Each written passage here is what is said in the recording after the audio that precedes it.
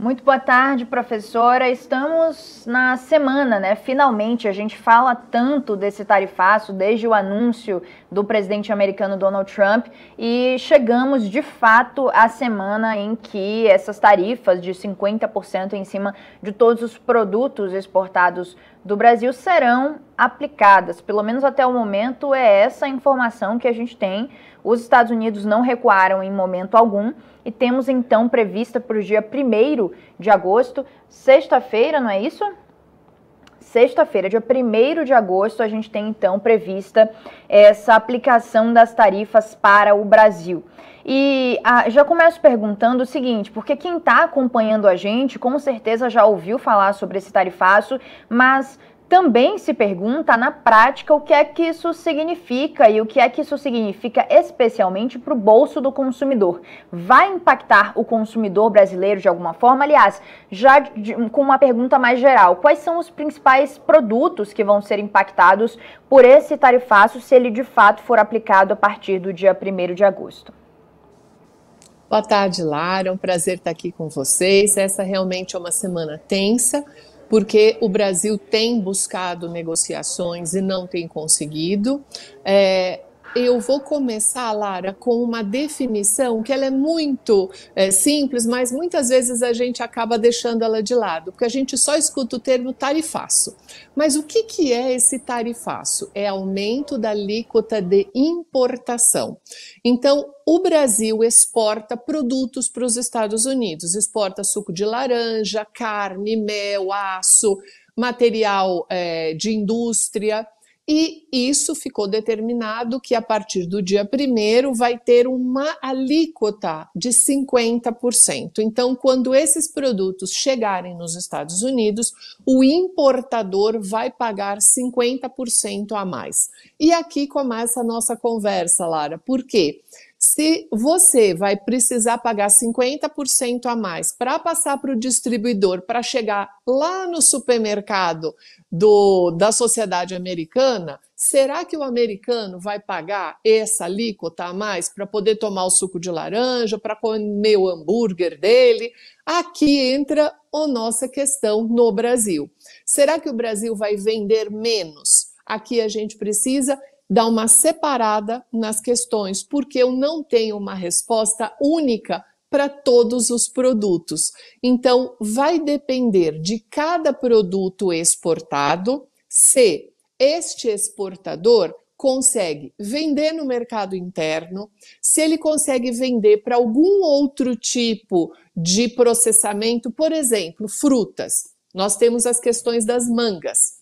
Se as mangas não forem colhidas, elas apodrecem porque elas estavam destinadas para o mercado americano. Será que o produtor de manga aqui consegue vender para o beneficiamento, para uma indústria de sucos, para uma indústria de polpa, para uma indústria de sorvete? Então, aqui depende quanto que o mercado interno consegue absorver e quanto que esses exportadores conseguem arrumar outros parceiros comerciais. Esse ponto é um pouquinho mais lento para se configurar. Pelo que você está falando, na verdade, a gente só vai ter uma dimensão definitiva do impacto, né, daqui a algum tempo, né? A gente precisa observar como essa situação inteira vai se dar, quais vão ser as consequências ali no dia a dia, né, de cada setor em específico, para depois, de fato, depois de um certo período de tempo, a gente ter uma noção do real impacto dessas tarifas no Brasil, né? Da carne, dá bem para a gente entender como é que funciona. Quando a gente fala em carne exportada para os Estados Unidos, não é a mesma parte do boi que a gente consome aqui internamente. O Brasil consome um corte mais nobre, que é o corte traseiro. Os Estados Unidos consomem um corte menos nobre, que é o dianteiro, porque ele vai para a indústria de processamento para fazer hambúrgueres. Então, essa mudança vai depender, e a gente só exporta 30%, 70% do que o Brasil produz de carne fica aqui dentro. Será que os produtores vão vender essa parte dianteira para as indústrias processarem aqui e nós teremos hambúrgueres mais baratos? É essa a questão, por isso que a gente tem que pensar com muita calma a esse respeito, para não imaginar que vamos ter desemprego, vai dar problema no preço interno. Então, eu gosto de um pouco mais de calma na análise. Pois é, e aí muito se fala também, né, sobre como o Brasil vai responder aos Estados Unidos. Desde o anúncio de Trump, a gente vem tratando disso, né? Lula já se manifestou hoje, inclusive, ele se manifestou sobre o assunto, disse que está disposto a negociar, que quer sentar na mesa para negociar com os Estados Unidos, mas a gente até hoje não tem uma resposta de como de fato o governo brasileiro vai se posicionar e vai agir, né, diante dessa aplicação das tarifas dos Estados Unidos. Uma reação proporcional à tarifa que vai ser aplicada ao Brasil, do Brasil aos Estados Unidos, pode ser mais prejudicial ao Brasil do que aos Estados Unidos? Essa sua pergunta é excelente, porque isso é tão complexo para nós, porque nós temos alguns produtos que são completamente diferentes daquilo que a gente importa. Nós importamos produtos mais caros dos Estados Unidos, importamos muita tecnologia, importamos equipamentos, e isso vai ficar mais caro na proporção lá dos 50% da alíquota. Então, será que isso também é uma coisa boa para nós aqui no Brasil? Então, retaliar em 50% é, digamos assim, a última alternativa. Nós temos alguns outros componentes ali no meio do caminho. A lei da reciprocidade, que foi aprovada, ela tem a previsão de você poder devolver, digamos assim, devolver na mesma moeda, mas só depois de todas as tentativas de negociações elas caçarem. E isso está sinalizando pelo menos até o dia 1º, porque é importante lembrar que o vice-presidente Alckmin tem procurado diariamente, praticamente, os representantes no governo americano, e ele não tem sido recebido.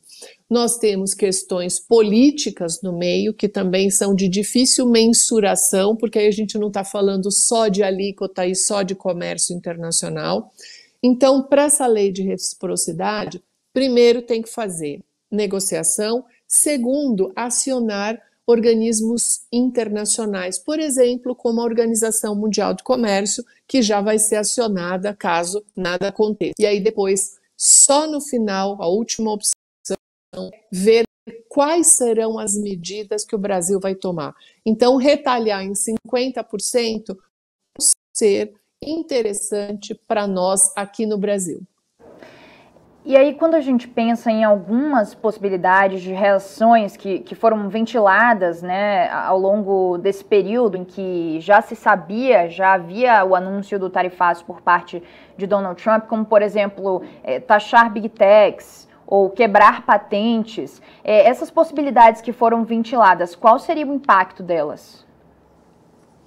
Olha, essas possibilidades, elas existem, elas, digamos assim, elas estão na mesa de negociações, né? A questão de taxar Big Techs, ela é uma coisa importante, ela tem a ver com a regulamentação das redes sociais. Isso tem que ter aprovação no Congresso e isso é mais lento, mas é só importante lembrar para quem estiver nos assistindo que as redes sociais são fonseca, elas geram bilhões cada vez que você encaminha fake news, que você encaminha um vídeo, que você realiza algo. Então, a regulamentação das redes, que ela é importantíssima para o Brasil, a Europa já está fazendo isso, ela implica numa queda de arrecadação dessas grandes Big Techs, como a Meta, por exemplo, que são grandes financiadores do governo americano. Então, para evitar esta queda de receitas, o governo Trump, ele usa que retórica? A retórica da liberdade, que você tem que falar o que você quiser, que você tem que postar o que você quiser. Mas, no final, é uma questão financeira que está em jogo. Outra questão tem a ver com as patentes. No Brasil, nossa lei, ela fornece 20 anos de patente para uma medicação, por exemplo, mas ela pode ser rompida antes desse período. Por exemplo, em 2007, se não me engano, o Brasil rompeu a patente de uma medicação específica para HIV. E isso daí teve uma redução de custo imensa no SUS, porque o Brasil é um dos poucos países que fornece medicação para HIV. Então, Lara, aqui entra essa questão. Será que vai valer a pena a gente diminuir o período de licença permitida, por exemplo, de 20 anos para 10 ou de 20 para 15? Esse é um outro ponto delicado. É mais ou menos como briga de vizinho. Você só sabe como começa, mas não sabe como termina. Ótima comparação, professora. E agora, quando a gente pensa, quando a gente olha para dentro, né, e tenta entender o que pode ser feito para mitigar os efeitos do tarifaço aqui no Brasil, para o Brasil, e não só essa resposta que o país vai dar aos Estados Unidos. O que a equipe econômica do governo Lula, que é chefiada pelo ministro da Fazenda, Fernando Haddad, pode tomar de decisão, fazer de ação para controlar esses efeitos do tarifaço? O que o Estado, aí vou usar o Estado em termos mais amplo, né, de governo, ou seja, que tipo de auxílio o governo pode fornecer? Se vai ser um crédito subsidiado, se vai ser alguma isenção fiscal por um tempo, que tipo de benefício? É isso que está sendo discutido, porque também, sabe, Lara, é muito difícil você colocar isso de uma forma linear para todo mundo, porque cada segmento tem uma necessidade. Então, esse é o momento de escutar os segmentos para saber quais são as necessidades, né? Justamente para que a gente não tenha desemprego. Pode ser que até por exemplo, quando você antecipa férias, por exemplo, se você pode dar algum descanso específico para os funcionários por um período, para que você não tenha que fazer demissões, até abrir novos mercados, né? O Brasil recentemente acabou de abrir o mercado de carnes brasileiras para o Vietnã. Então, esse daí é o ponto, mas o que fica, Lara, muito importante para os empresários brasileiros é a falta de credibilidade no governo americano. Isso está se estabelecendo de uma forma muito sólida, a ponto de quem exporta no Brasil vai ter que seriamente pensar em mudar parceiros comerciais, ampliar, porque aquilo que o governo americano fala não se escreve. Então, está com muita dificuldade de entendimento e de diálogo, porque você tinha uma solidez naquilo que o governo americano fazia de longo prazo, com relação às alíquotas e às tarifas. E agora não. O governo Trump é um governo muito incerto nessas medidas, tem o vai e vem, no entanto que o próprio Trump recebeu um apelido bem pejorativo nos Estados Unidos, né, que é o taco, ou seja, que o Trump sempre volta atrás. Então, a gente precisa pensar como empresários brasileiros, quanto que a gente ainda pode confiar nas exportações para os Estados Unidos. Carla Beni, professora da FGV, economista, muito obrigada por contribuir aqui com o nosso programa. Obrigada, foi um prazer. Até a próxima. SBT News, o maior canal de notícias do YouTube.